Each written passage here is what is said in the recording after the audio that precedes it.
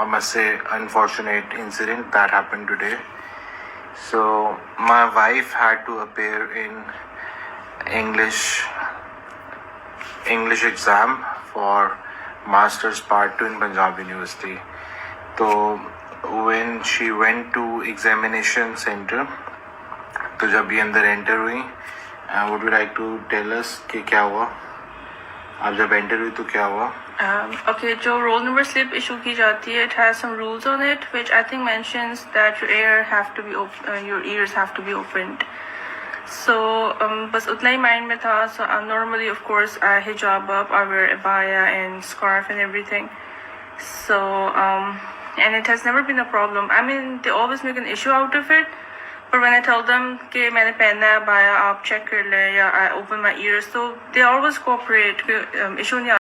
میں آپ سب کی توجہ اس افسوسناک واقعے کی طرف دلانا چاہوں گی جو 2-3 دن پہلے ہی پیش آیا. ایک باحجاب خاتون کو برقع نہ اتارنے کی وجہ سے ایگزامینیشن ہال میں نہ بیٹھنے دیا گیا اور برقعے کی وجہ سے اس کا پیپر کینسل ہو گیا. یہ واقعہ کوئی France, Denmark, Netherland, Australia, Belgium, Norway, Spain وغیرہ میں پیش نہیں آیا کہ جہاں حجاب پر پابندی ہے, بلکہ اسلامک ریپبلک پنجاب یونیورسٹی وحدت روڈ سینٹر میں پیش آیا. متاثرہ خاتون 2 بچوں کی ماں ہے. میں اچھی طرح ریلیٹ کر سکتی ہوں, سمجھ سکتی ہوں کہ کس طرح گھر, بچے, ذمہ داریاں نبھا کر, بھاری اخراجات, ٹیوشنز وغیرہ برداشت کر کے, بہت محنت اور پڑھائی کے بعد کس طرح وہ یہاں تک پہنچی ہوگی. برقع نہ اتارنے کی وجہ سے اسے نکال دیا گیا, پیپر تک نہ دینے دیا گیا.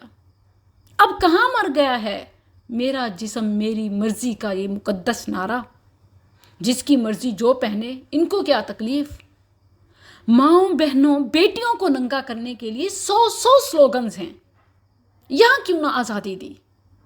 کیونکہ یہ مافیا پردہ بیزار ہے, حجاب سے الرجی ہے, اللہ کے حکم سے بغاوت اور عداوت ہے.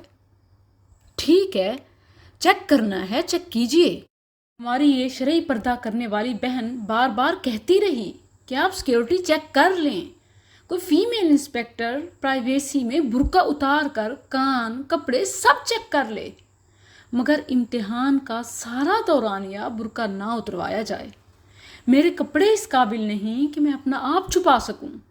میں شرعی پردہ کرتی ہوں, پلیز رسپیکٹ دیٹ, وہ بار بار کہتی رہی, مگر سب کے سامنے ولگر لینگویج کے ساتھ اسے ریجیکٹ کر دیا گیا, ہیوملیٹ کیا گیا.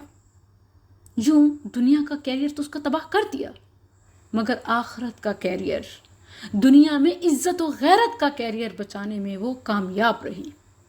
جبکہ باقی طالبات, سٹاف برقعے دوپٹے سے بے نیاز بیٹھے تھے.